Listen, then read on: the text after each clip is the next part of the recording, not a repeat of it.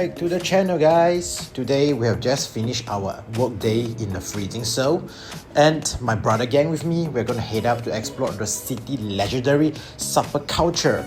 As everybody know that in Korea, supper culture is deep into their roots.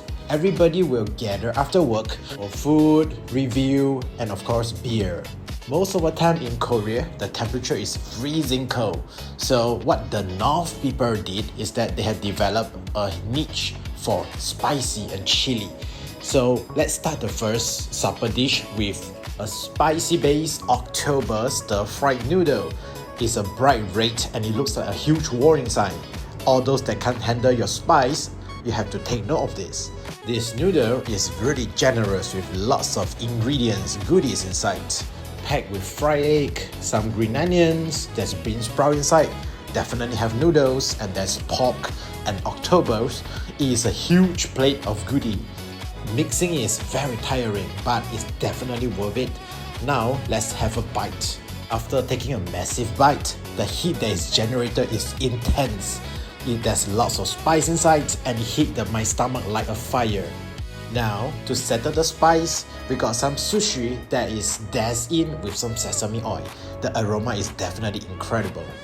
But if you think that's the end of the chili, wait till you see this. This fried dish is literally frying the entire chili.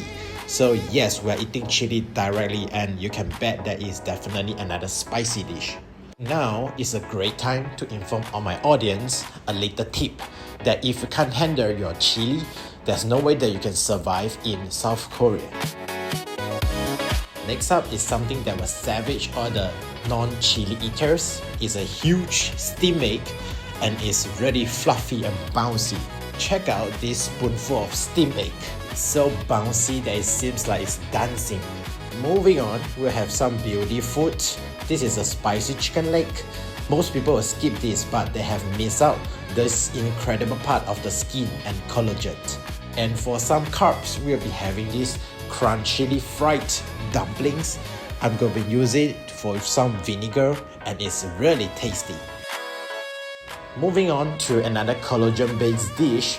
It's a local favorite called the pork skin. The fats have been scraped away, so the skin is what is left after being braised in chili sauce, and yes, chili and more chili with this next dish. You really need to learn how to handle your spice in Korea.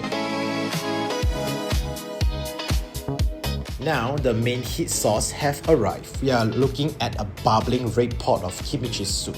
With kimchi and sliced pork as a base, it is a great soup with protein and carbs, but this soup is the perfect base for the next food that we'll be having.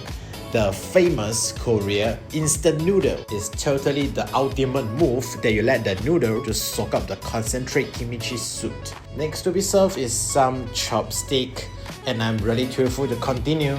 So at this point, I'm gonna stop here soon. Last dish being a pumpkin pancake. I'm done for the night. It's really satisfying. Supper is really a heavy workout for my stomach.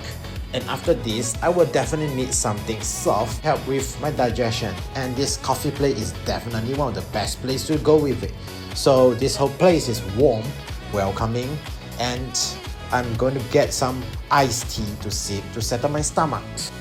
So a great shout out to my bros for the supper, and a great shout out to all my viewers too. Be sure to subscribe to Jay's Journey